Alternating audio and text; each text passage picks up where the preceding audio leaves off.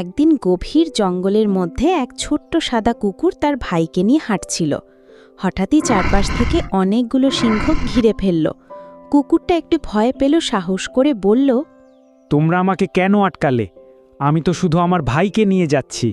এক সিংহ হেসে বলল, ভয় পেও না ছোট্ট কুকুর, আমরা তোমাদের খেতে চাই না। আসলে আমরা বিরক্ত হয়ে গেছি, কেউ তো আমাদের সাথে খেলতে আসে না। কুকুরের ভাই অবাক হয়ে বলল, তাহলে তোমরা ভয় দেখিয়ে খেলতে ডাকো নাকি?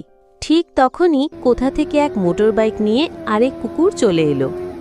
সে বলল, চলো আজ সবাই মিলে রেস খেলা খেলি, আমি মোটর বাইকে, তোমরা দৌড়ে। সিংহরা একসাথে চেঁচিয়ে উঠল, ঠিক আছে, কিন্তু আমাদের দৌড়ে হারানো এত সহজ নয়। রেস শুরু হলো জঙ্গলের লম্বা পথে।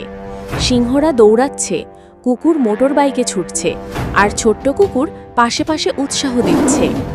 জঙ্গলের সব গাছপালা পাখিরা খেলা দেখতে জড়ো হলো। শেষে সবারই হাসি মুখে হলো ফিনিশ লাইন। সিংহরা বলল, আজকের দিনটা সবচেয়ে মজার হলো, আমরা শিখলাম ভয় দেখিয়ে নয়, একসাথে খেলেই আসল আনন্দ।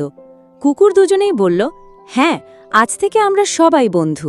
আরও মজার ভিডিও পাওয়ার জন্য লাইক এবং সাবস্ক্রাইব করুন।